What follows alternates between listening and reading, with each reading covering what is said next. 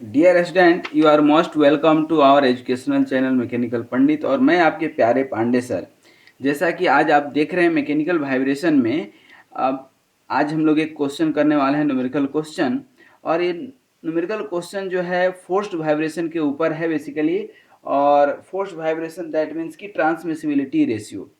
ठीक है, अब ट्रांसमिसिबिलिटी रेशियो के ऊपर हम क्वेश्चन करें उससे पहले 2 मिनट थोड़ा सा हम ट्रांसमिसिबिलिटी रेशियो का ओवरव्यू दे दें। बेसिकली ट्रांसमिसिबिलिटी रेशियो क्या है? कोई इंजन है, ठीक है ना, यहाँ पर कोई मास है और यहाँ कोई क्या है, फाउंडेशन है, ठीक है ना, क्या है, फाउंडेशन है। अब क्या होगा कि इसके अंदर जो भी अनबैलेंस्ड फोर्स होगा, ठीक है ना, जो भी फोर्स होगा ये फोर्स इसको ट्रांसमिट करेगा। तो ट्रांसमिसिबिलिटी रेशियो, मान लीजिए कि इसके अंदर अनबैलेंस्ड फोर्स जो है जनरेट हुआ कितना, 100 न्यूटन, ठीक है ना, और ये ट्रांसमिट कर दिया 80, तो क्या हो जाएगा 100/80। दैट मीन्स कि इसका फॉर्मूला होता है ट्रांसमिसिबिलिटी रेशियो का, याद रखिएगा, फोर्स ट्रांसमिटेड, कितना फोर्स आपने ट्रांसमिट किया, force transmitted upon force transmitted upon force produced, कितना फोर्स प्रोड्यूस हुआ और कितना फोर्स जो है ट्रांसमिट हुआ। ठीक है, तो अब हम लोग इसका थोड़ा सा ये निकालेंगे। और ट्रांसमिसिबिलिटी रेशियो का, अब ये तो फोर्स के टर्म में हो गया।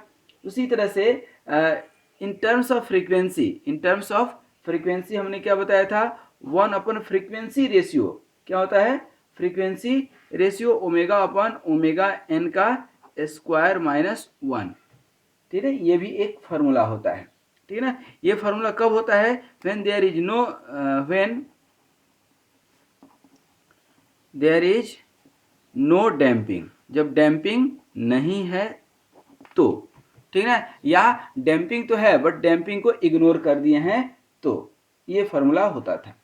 यदि डैम्पिंग क्वेश्चन में होगा तो फिर डैम्पिंग वाला फार्मूला लेना पड़ेगा। ठीक है, जो कि मैक्सिमम ट्रांसमिसिबिलिटी रेशियो क्या होता था in case of damping, 2 epsilon. और 2 एप्सिलॉन मतलब क्या, एप्सिलॉन मतलब क्या, डैम्पिंग रेशियो C/cc। ठीक है, अब ये क्वेश्चन हम करने जा रहे हैं फोर्स्ड वाइब्रेशन का। इसका मतलब ये है कि फोर्स्ड वाइब्रेशन के ऊपर आप सैकड़ों वीडियो देख चुके हैं अभी तक। ठीक है, सबसे पहले कोई भी क्वेश्चन हो, ठीक है ना, पढ़ने के साथ ही उसमें हम गिवन लिख दें। क्या लिख दें, गिवन। ठीक है, और गिवन और क्या फाइंड आउट करना है, दो चीज अपने को मालूम होना चाहिए, जीवन में क्या मिला है और क्या खोजना है। ठीक है ना, कैसे खोजना है अब ये बाद की बात है। ठीक है, तो सबसे पहले गिवन क्या है, weight of an electric motor is 125 Newton. ठीक है, वेट दिया हुआ है, ठीक है ना, रन्स एट 1500 आरपीएम, मतलब एन दिया हुआ है कितना, 1500 आरपीएम दिया हुआ है। एन कितना दिया हुआ है, 1500 आरपीएम। तो ये ओमेगा आप निकाल सकते हैं, 2πn/, क्या होता था, 60, 2πn, तो 2π1500/60। ठीक है, यहाँ से जब आप 2πn/60 करेंगे, ठीक है ना, तो इसका कुछ वैल्यू निकल करके आ जाएगा। ठीक है, उसके बाद दी आर्मेचर वेट 35 न्यूटन, जिसके अंदर इलेक्ट्रिक मोटर रखा हुआ है। ठीक है ना, और बेसिकली मोटर जो फोर्स ट्रांसमिट करेगा वो आर्मेचर के थ्रू ही करेगा। ठीक है ना, और its centre of gravity lies 0.05 centimetre from the axis of rotation. तो अब यहाँ पर थोड़ा सा समझिएगा, ये मोटर है किसी शाफ्ट पे रखा हुआ, ठीक है, और यहाँ पर होना क्या चाहिए था, होना ये चाहिए था कि एक्सिस ऑफ रोटेशन, ये बोल रहा है ना, एक्सिस ऑफ रोटेशन ये है, और इसका जो सेंटर ऑफ ग्रेविटी है डिस्क का या मोटर का, यहाँ पर मान लें, तो ये जो है इनके बीच का डिस्टेंस कितना है, 0.05 सेंटीमीटर। मतलब इसको हम लोग इंडिकेट किससे करते हैं, ई से, और ई इज कॉल्ड इसेंट्रिसिटी। ठीक है, होना चाहिए था क्या, इसेंट्रिसिटी 0, इसेंट्रिसिटी क्या होना चाहिए था, 0, लेकिन ऐसा होता नहीं है, इसी कारण तो वाइब्रेशन होता है। और यह है 0.05 centimetre from the axis of rotation. The motor is mounted on 5 spring of negligible damping. अब ये मोटर जो है माउंटेड है, ठीक है ना, मतलब ये जो है यहाँ पर एक स्प्रिंग हुआ, ध्यान दीजिएगा, इसी तरह से इधर भी कहीं होगा स्प्रिंग, इसको ऐसे समझिए, ऐसे समझिए, ऐसे, और ये 1 2 3 4 और 5 स्प्रिंग है, ठीक है, 5 स्प्रिंग है, ठीक है।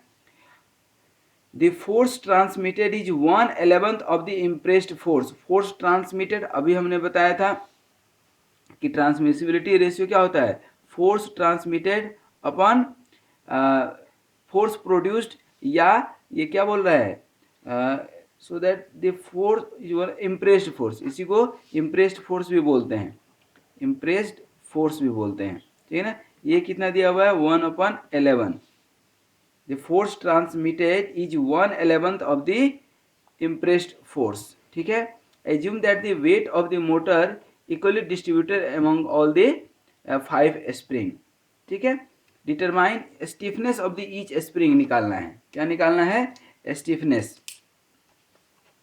उसके बाद dynamic force FD to the base at operating, base को मैंने फाउंडेशन को कितना फोर्स ट्रांसमिट किया गया, और नेचुरल फ्रीक्वेंसी वो तो निकालना है, ठीक है। तो सबसे पहले एक एक करके हम आगे बढ़ते हैं। सबसे पहले नेचुरल फ्रीक्वेंसी देखते हैं कि क्या निकल सकता है, क्या हमारा नेचुरल फ्रीक्वेंसी निकल सकता है क्या। तो एक तो सबसे पहले सिस्टम की फ्रीक्वेंसी यहाँ दिया हुआ है, कितना 2 पाई इंटू 1500/60, तो 0 0, और ये क्या हो गया 25, दैट मीन्स कि ये आपका 16 पॉइंट समथिंग आएगा, ठीक है ना डब्लू।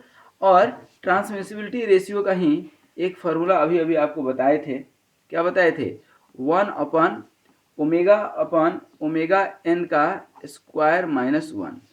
ये TR ट्रांसमिसिबिलिटी रेशियो 1/11 दिया हुआ है क्वेश्चन में ही, तो क्या हो जाएगा 1/11 इक्वल टू 1/W/WN का स्क्वायर -1। इसको क्रॉस मल्टीप्लिकेशन करेंगे तो क्या हो जाएगा W/WN का square equal to 11 + 1, that means कि 12, ठीक ना। ये स्क्वायर रूट कर देंगे W/WN equal to square root of 12, ठीक है ना। और यहाँ पर W देयरफॉर WN निकालेंगे आप, तो W/√12 आ जाएगा, आएगा कि नहीं, √12 कितना हो जाएगा 3.4, तो WN, और ये W कितना निकला है 16 समथिंग, तो ये 16 डिवाइडेड बाई 3.4, तो ये आपका WN जो है WN जो है आ जाएगा यहाँ पर लगभग आपका ये आपका 4.2 के आसपास आ जाएगा, ठीक है ना, 4.2 रेडियन पर सेकेंड, ठीक है, निकल जाएगा WN। तो ये आपका natural frequency of the system, एक तो ये आपका WN निकल गया, ठीक है, और WN निकल गया, आप FN भी निकाल सकते हैं। कैसे FN कैसे निकालते हैं, WN/2 पाई 4.2 अपन क्या निकालेंगे 2 पाई आप कर देंगे, ये आपका निकल जाएगा। उसके बाद एक और फार्मूला होता है, ठीक है ना, कौन सा फार्मूला, ठीक है ना, कौन सा फार्मूला होता है बताएं नेचुरल फ्रीक्वेंसी का। एक तो यहाँ से आपने निकाल लिया नेचुरल फ्रीक्वेंसी, और एक नेचुरल फ्रीक्वेंसी का फार्मूला होता है आपका स्क्वायर रूट K/M। ये WN आप निकाल चुके हैं, ध्यान दीजिए। M मास मालूम है, मास कहीं दिया हुआ था, मास नहीं तो वेट दिया हुआ है, तो वेट से मास निकाल लेंगे, निकाल सकते हैं कि नहीं। और आपको WN मालूम चल गया, तो K नहीं निकाल सकते हैं क्या, निकाल सकते हैं। तो ये WN का स्क्वायर इक्वल टू K/M लिख सकते हैं, और ये K क्या हो जाएगा M इंटू WN का स्क्वायर। M कितना है आपका 125 न्यूटन वेट है, तो 125 डिवाइडेड बाई 9.8 मास हो जाएगा। WN अभी आप निकाले हैं कहीं पे, ये देखिए 4.2, तो क्या हो जाएगा 4.2 का स्क्वायर हो जाएगा कि नहीं। इससे आप निकालेंगे स्टिफनेस, तो ये आपका K इक्वल टू आ जाएगा 335, 9.8 इधर कर देंगे, ये पॉइंट हटाएंगे तो ये 0, और ये 4.2 का स्क्वायर में आ जाएगा 16, ठीक ना, तो ये 335 ज़्यादा आएगा 7 न्यूटन पर मीटर आएगा। ये आपका क्या आ गया, स्टिफनेस ऑफ द स्प्रिंग। ठीक है, अच्छा स्टिफनेस ऑफ द स्प्रिंग, तो स्टिफनेस ऑफ द स्प्रिंग निकालेंगे तो ये 5 स्प्रिंग लगा हुआ है, क्वेश्चन में बोला है ना कि एज्यूम, कहाँ दिया था, 5 स्प्रिंग, 5 स्प्रिंग है तो एक का कितना हो जाएगा, तो स्टिफनेस क्या लिखेंगे, स्टिफनेस ऑफ ईच स्प्रिंग, क्योंकि पैरेलल में है तो पैरेलल में क्या होता है, डिवाइड हो जाएगा, तो ये k बाई 5 इसको डिवाइड कर देंगे तो एक का स्टिफनेस आपका निकल जाएगा 671.5 न्यूटन पर मीटर, अप्रोक्सीमेटली ये वैल्यू आ जाएगा। ठीक है, तो ये आपका क्या आ गया, स्टिफनेस ऑफ ईच स्प्रिंग। ठीक है, उसके बाद यहाँ पर एक चीज़ और दिया हुआ था आपको, ई का वैल्यू दिया हुआ था। ई के वैल्यू से क्या होगा, ई के वैल्यू से आपका निकलेगा सेंट्रीफ्यूगल फोर्स, क्या निकलेगा, सेंट्रीफ्यूगल फोर्स या फोर्स ट्रांसमिटेड, फोर्स ट्रांसमिटेड। तो यहाँ पर एक फॉर्मूला आपको निकाले थे, transmitted ratio force transmitted upon impressed force, निकाले थे कि नहीं, तो देखिए यहाँ पर F T R upon F equal to 1/11 दिया है, और ये क्या होता है, ट्रांसमिसिबिलिटी रेशियो, और ये F transmissibility ratio F upon क्या हो गया 11, और एफ क्या होता है M into E into omega square upon 11। ये एम ई ओमेगा स्क्वायर क्या है, बेसिकली सेंट्रीफ्यूगल फोर्स है, ध्यान रखिएगा। ठीक है, यहाँ पर एम दिया हुआ था 12, ई का वैल्यू कितना दिया हुआ था, बहुत कम होता है, 0.05 सेंटीमीटर है, तो 0.05 न्यूटन पर -2 कर देते हैं मीटर में, इंटू ओमेगा, ओमेगा का भी वैल्यू आप निकाले थे अभी कहीं पे, ये देखिए ओमेगा का वैल्यू 16 समथिंग निकाले थे, 16.3 के आसपास आएगा, जो भी आए 16.3 का स्क्वायर अपन क्या हो जाएगा 11। ठीक है, इसको जब आप सॉल्व करेंगे here you will gate 4 Newton. ठीक है ना, फोर्स ट्रांसमिटेड कितना हो जाएगा 4 न्यूटन। ठीक है ना, that will be your answer. ठीक है, तो आई होप कि ये क्वेश्चन अब आपसे बन जाएगा। देखिए यहाँ पर क्वेश्चन क्या है, क्वेश्चन कोई बहुत टफ नहीं है, क्वेश्चन सिर्फ ये है कि आपके पास आपके दिमाग में ये FTR का फॉर्मूला होना चाहिए, किसका, ट्रांसमिसिबिलिटी रेशियो का, 2 पार्ट में, एक इन टर्म्स ऑफ फ्रीक्वेंसी, तो इससे आप नेचुरल फ्रीक्वेंसी निकाल लेंगे, नेचुरल फ्रीक्वेंसी के हेल्प से आपने, नेचुरल फ्रीक्वेंसी का एक फॉर्मूला और होता है K/M, तो यहाँ से K निकाल लिए, स्टिफनेस निकल गया। ठीक है ना, ईच स्प्रिंग का, और दूसरा चूंकि E का वैल्यू दिया हुआ था तो फोर्स ट्रांसमिटेड कितना होगा ये निकाल सकते हैं, और ये इम्प्रेस्ड फोर्स या प्रोड्यूस्ड फोर्स या centrifugal force, these are the force.